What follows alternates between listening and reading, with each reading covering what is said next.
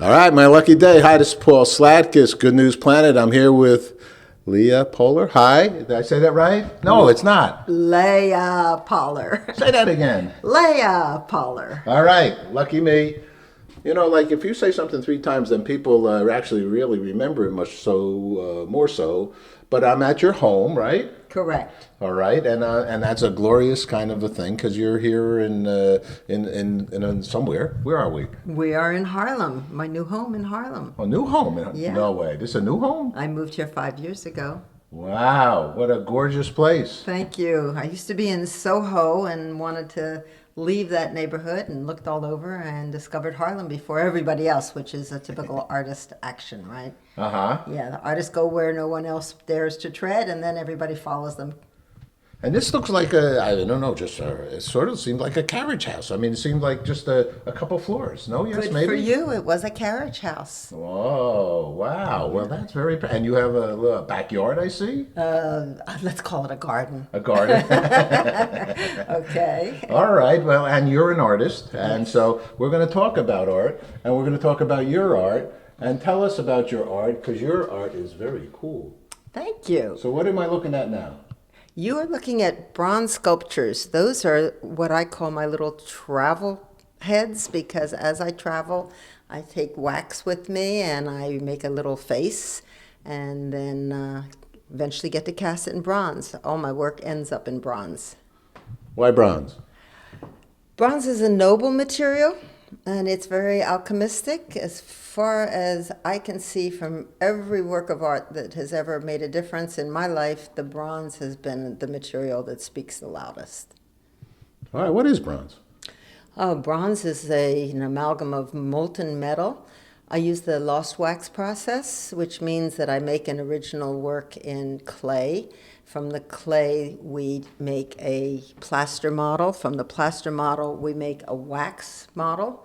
The wax is sandwiched between two layers of refractory plaster, and then molten bronze is poured in, and about 30 seconds later, it's done. It's as good as it's going to get, or you lost it. You have a choice. Uh-oh. All right. Now, how about this? Who is this? This is a young girl.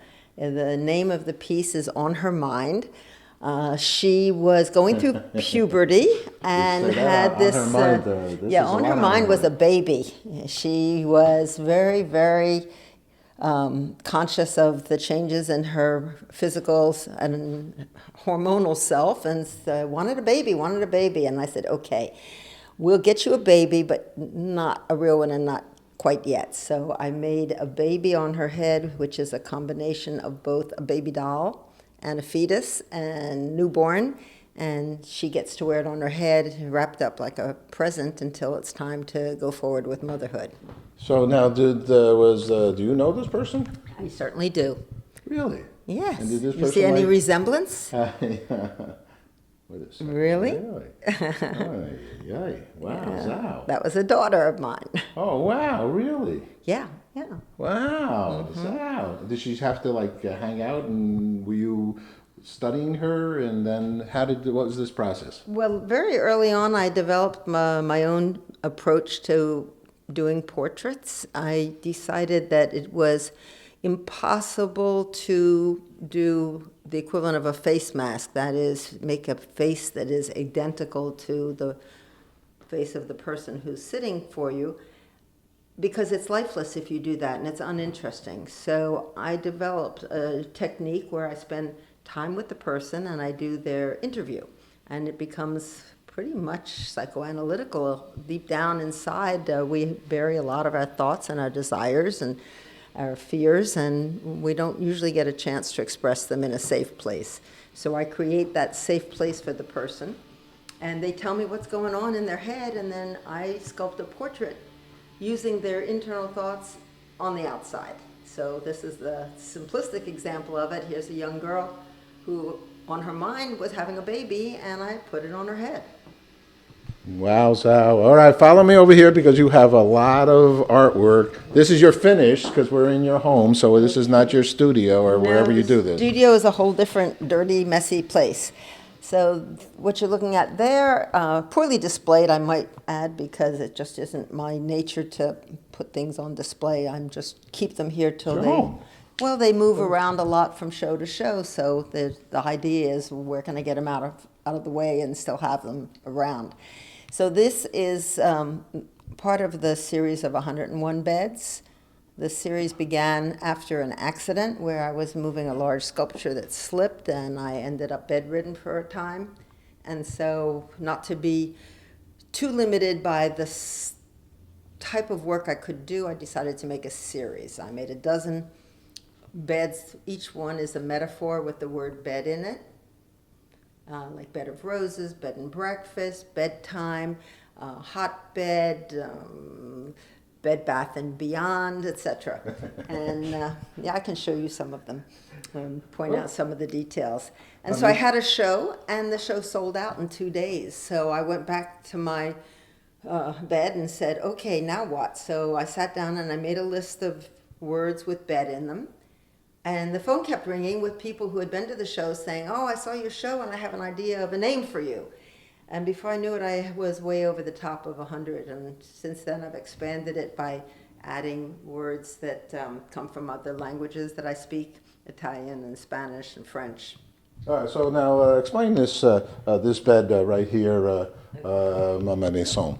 No, in French. What would you say? Which one? The one that brassish. It looks brassish. No, it's not brassish. That was a commission for a charity for children who were afflicted with catastrophic illness, and they were hospitalized. And so the name of the charity was Soaring Words, and I made a bed for the children, which then was used to stimulate drawings from the children about their bed. We have hundreds and hundreds of drawings made by the children who were bedridden, and it was a way for them to transcend the horror and the fear of being in that strange place, and to animate their bed in a way that was filled with whimsy and color and desires and wishes, and it kind of transcended their state of mind. It was very, very positive.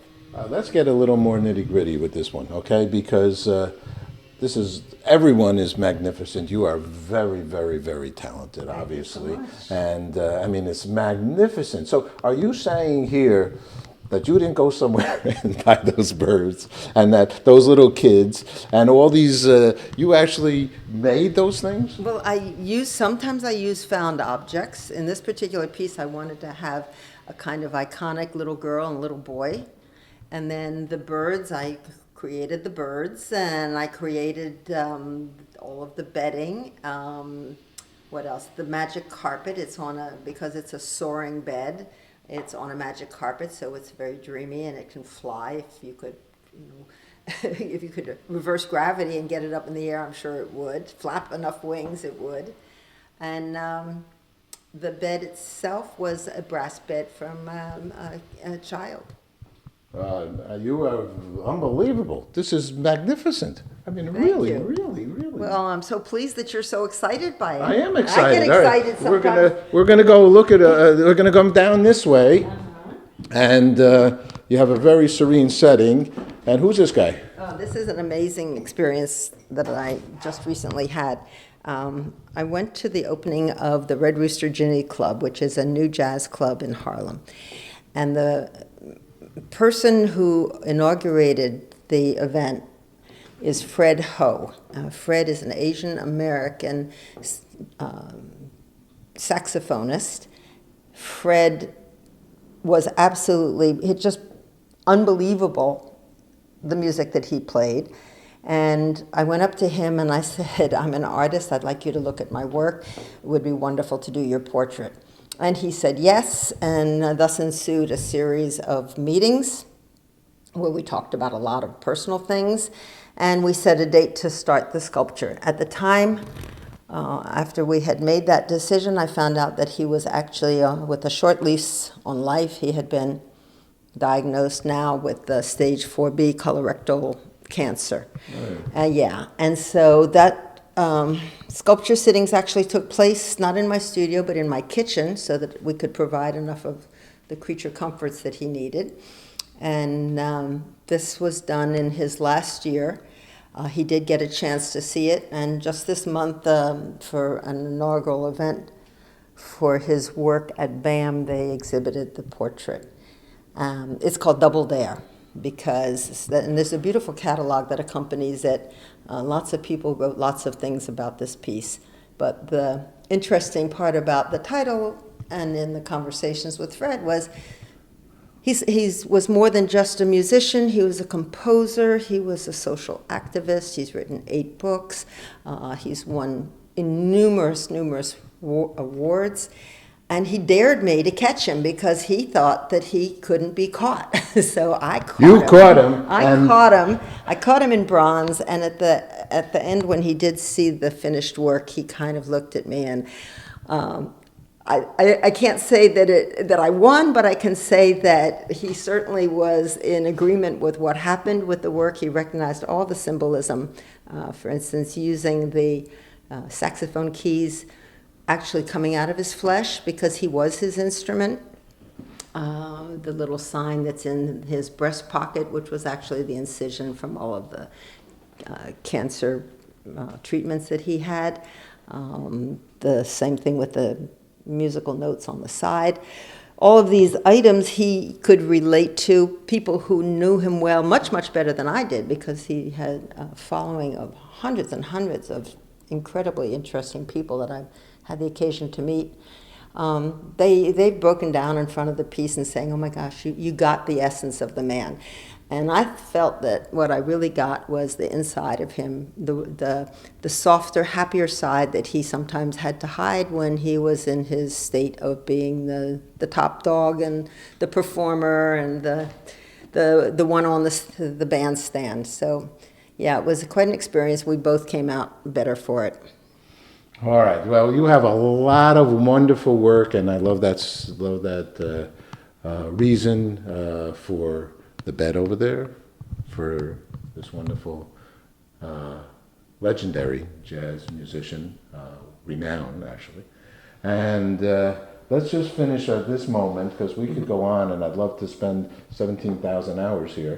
But we're going to go down and sort of like end up with a kind of a spiritual piece of work. I don't know, at least that's how, what is that, Siddhartha, Suruta? What's the person with all those arms? And who was that down there? That's another young lady who was, I made her as an angel, but the angel wings are actually referencing the turrets of a fortress, and her shoulders are also referencing a medieval fortress. And I gave her that kind of timeless headdress that comes from an amalgam of many different cultures.